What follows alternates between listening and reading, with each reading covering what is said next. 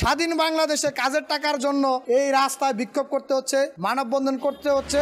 আমরা ঠিক মতন খাইতে পারতাছি না, না খাওয়ার কারণে এই শ্রমিকরা অসুস্থ হয়ে যাচ্ছে। শরীর সুস্থ আছে, আমাদের হাত পা ঠিক আছে, ভালো আছে, কিন্তু আমাদের ভিক্ষা করতে হইতেছে। যে এই মালিকের কাছে এই সরকার জিম্মি হয়ে গেছে, সে কাউকে পাত্তা দিচ্ছে না। ঈদের আগে আমাদের বেতনের বিষয়ে কেউ কোনো সুরাহা দিতে পারে নাই। সরকারি দপ্তর বারবার মিথ্যা আশ্বাস দিচ্ছে যে আপনাদের এই সমস্যা আমরা সমাধান করছি, আমরা কাজ করছি। এই শ্রম ভবনের সামনে লেখা উচিত ছিল যে এটা মালিকদের ভবন। একই মালিকের দুইটি কারখানা, গাজীপুরে একটি কারখানা বড়বাড়িতে, আরেকটি কারখানা চৌরাস্তা টেকনগর পাড়ায়। দুইটি কারখানা থেকে আমরা প্রায় 200 শ্রমিক এই শ্রম ভবনের সামনে আমরা অবস্থানে আছি। ঈদের আগে শ্রম প্রতিমন্ত্রী যে সরকারি ঘোষণা, সেই ঘোষণা অনুসারে উনি বলেছিলেন যে ঈদের আগে শ্রমিকদের বকেয়া পাওনা টাকা পরিশোধ করার জন্য। কিন্তু আজকে এখানে আমরা সেই গাজীপুর থেকে এসে অবস্থান করেছি 5 মাসের বেতনের জন্য। 5 মাস ধরে এই শ্রমিকদেরকে বেতন দিচ্ছে না। বাংলাদেশ শ্রম আইনের আছে যে 7 কর্মদিবসের মধ্যে শ্রমিকদের বেতন পরিশোধ করার জন্য। কিন্তু দেখেন আজকে 5 মাস হয়ে গেছে, আমাদের বেতনের বিষয়ে কেউ কোনো সাড়া শব্দ করছে না। গাজীপুরে আপনার ডিসি, এসপি, পুলিশ সুপার সহ দায়িত্বপ্রাপ্ত সকল দপ্তরে আমরা ধর্ণা দিয়েছি। এমনকি শ্রম প্রতিমন্ত্রী সহ, শ্রম সচিব সহ প্রধানমন্ত্রীর কার্যালয়ে আমরা স্মারকলিপি দিয়েছি। আমরা লিখিতভাবে জানিয়েছি আমাদের সমস্যার কথা, আমাদের বকেয়া বেতনের বিষয়ের কথা। কিন্তু এখন পর্যন্ত তারা এই শ্রমিকদের বেতনের বিষয়ে কোনো সুরাহা তারা দিচ্ছে না এবং আমাদের খোঁজ খবর নিচ্ছে না। ইতিমধ্যে আমাদের এক শ্রমিক ভাই বলেছে, আসলে আমরা কি মানুষ না? আসলে আমারও মনে হচ্ছে যে আমরা মানুষ না। আজকে এই স্বাধীন বাংলাদেশে এখনও পাকিস্তানের নাম আমাদের মুখে আসে। আসলে যে পাকিস্তানের নাম আমাদের মুখে নেওয়া মনে করেন হারাম হয়ে গেছে, কিন্তু সেই পাকিস্তানের নাম আমাদের এখনও মুখে নিতে হচ্ছে। কারণ স্বাধীন বাংলাদেশে কাজের টাকার জন্য এই রাস্তায় বিক্ষোভ করতে হচ্ছে, মানববন্ধন করতে হচ্ছে, এবং কি সরকারি দপ্তরে যে শ্রমিকদের দপ্তর, সেই দপ্তরের সামনে রাত দিন অবস্থান করতে হচ্ছে। এখানে কোনো শ্রমিক ঠিক মতন ঘুমাইতে পারে না। এই দেখেন ফ্লোরে কত ময়লা, মশা, মাছি। গতকালকে রাত্রেও ঢাকা শহরে বৃষ্টির কারণে সমস্ত রাস্তা তলিয়ে গেছে। পোকা মাকড় অনেক কিছু এখানে উঠে আসছে, কারো কান দিয়ে, কারো নাক দিয়ে, কারো শরীরে উঠে যাইতেছে। এখানে শোয়ার মতন কোনো ব্যবস্থা নাই। কিন্তু দেখেন আজকে সেই গাজীপুর থেকে আমরা 5 মাস ধরে বেতন পাইতেছি না, আমরা ঠিক মতন খাইতে পারতেছি না। না খাওয়ার কারণে এই শ্রমিকরা অসুস্থ হয়ে যাচ্ছে।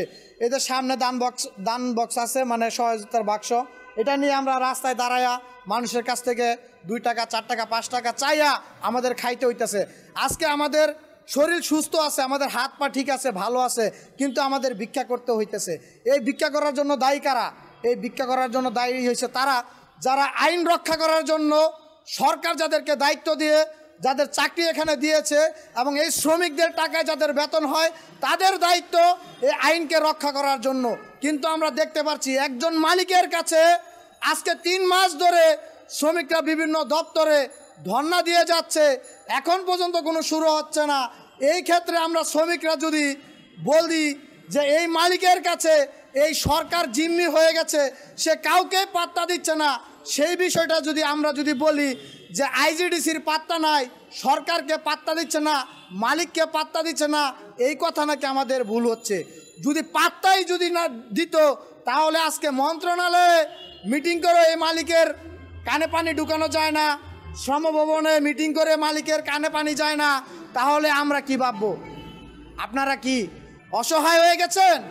সরকারের আইন ব্যবস্থা কি অসহায় হয়ে গেছে? ঈদের আগে আমরা দেখেছি শ্রমিকদেরকে নির্মূল করার জন্য প্রশাসনিকভাবে প্রায় 700-র মতন পুলিশ প্রশাসন মোতায়েন করেছিল ন্যাশনাল কেমিক্যালের সামনে বড়বাড়িতে। ওইখানে আপনার শ্রমিক ছিল 141 জন শ্রমিক। এই 141 জনের ঝামেলার জন্য 700-র মতন পুলিশ প্রশাসন মোতায়েন করেছে। জেলা প্রশাসক গাজীপুরের যে ম্যাজিস্ট্রেট নিয়োগ করেছিল মাল মেশিন বিক্রি করে শ্রমিকদের একটা বেতনের ব্যবস্থা করবেন। কিন্তু আমরা দেখতে পেলাম ঈদের আগের দিন ম্যাজিস্ট্রেট আসবে বলে জেলা প্রশাসক সরাসরিভাবে সভাপতিকে ফোন করে অবহিত করছেন যে আপনারা সকলে গেটের সামনে আসেন, শান্তিভাবে থাকেন, আমি ম্যাজিস্ট্রেট নিয়োগ করতেছি কারখানার মাল ভিজিট করার জন্য। কিন্তু কোথায় সেই ম্যাজিস্ট্রেট?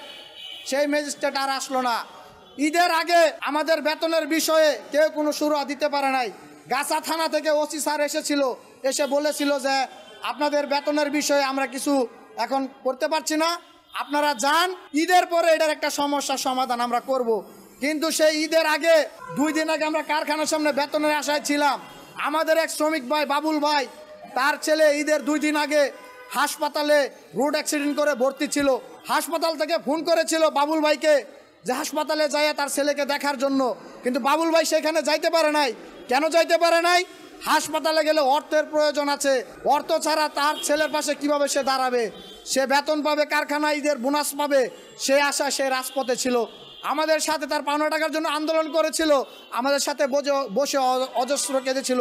কিন্তু বাবুল ভাই সেদিন টাকা পায় নাই, তার ছেলের পাশে সে দাঁড়াইতে পারে নাই। সেই দুঃখে সেই কষ্টে ঈদের দিন সেই বাবুল ভাই আমাদের মাঝ থেকে সে চলে গেছে না ফেরার দেশে। এই যে বাবুল ভাইয়ের মৃত্যু, আমরা এই শ্রমিক ভাইয়েরা বলতে চাই যে শ্রমিকের ভাই শ্রমিক, এই বাবুল ভাই আমাদের একজন ভাই, আমাদের শ্রমিক ভাই। এই বাবুল ভাইয়ের মৃত্যু এটা কোনো স্বাভাবিক মৃত্যু না। এই আমাদের পাওনা টাকার পাশাপাশি, আমাদের শ্রমের টাকার পাশাপাশি আমরা বাবুল হত্যার বিচারও চাই, বাবুল হত্যার বিচারও চাই আমাদের পাওনা টাকার পাশাপাশি। কারণ বাবুল ভাইয়ের মৃত্যুটা এটা স্বাভাবিক ছিল না। তার পাওনা টাকা না দেওয়ার কারণে, সে মানসিক নির্যাতনের কারণেই আজকে বাবুল ভাই আমাদের মাঝে নাই। আজকে দেখেন সরকারি দপ্তর বারবার মিথ্যা আশ্বাস দিচ্ছে যে আপনাদের এই সমস্যা আমরা সমাধান করছি, আমরা কাজ করছি। আমরা বলতে চাই আপনার কাজের আশায় আশায় মিথ্যা আশ্বস্ত হয়ে আজকে শ্রমিকরা, যে শ্রমিকরা তার কাজের টাকা সে পাইতো, সে ভোগ করার আশায় সে আজকে এখানে অবস্থান করছে। আপনার আশায় আশা বেদ এখানে বসে আছে, সেই ভাই তো আজকে আমাদের মাঝে নাই। তাহলে আপনারা কাজ করে এই কাজের টাকা কাকে দেবেন? আজকে শ্রমিকরা মারা যাচ্ছে, অলরেডি মরে গেছে, এখানে না খেয়ে রাস্তায় ভিক্ষা করছে শ্রমিকরা কাজের টাকার জন্য। আমি সরকারি দপ্তর সহ সরকার সহ সকলের কাছে সাধারণ শ্রমিক হিসাবে একটা প্রশ্ন আমি রাখতে চাই যে সারা বিশ্বের মধ্যে কাজের টাকার জন্য কোন দেশের শ্রমিকরা এইভাবে না খেয়ে দিনের পর দিন, রাতের পর রাত একটা সরকারি ভবনের সামনে অবস্থান করে? আমরা বলতে চাই আজকে এখানে যেখানে লেখা যে শ্রম ভবন, এটা আজকে সাধারণ মানুষের কাছে পরিষ্কার হয়ে গেছে এটা একটা মিথ্যা। এই শ্রম ভবনের সামনে লেখা উচিত ছিল যেটা মালিকদের ভবন, মালিকদের সেবা করার ভবন।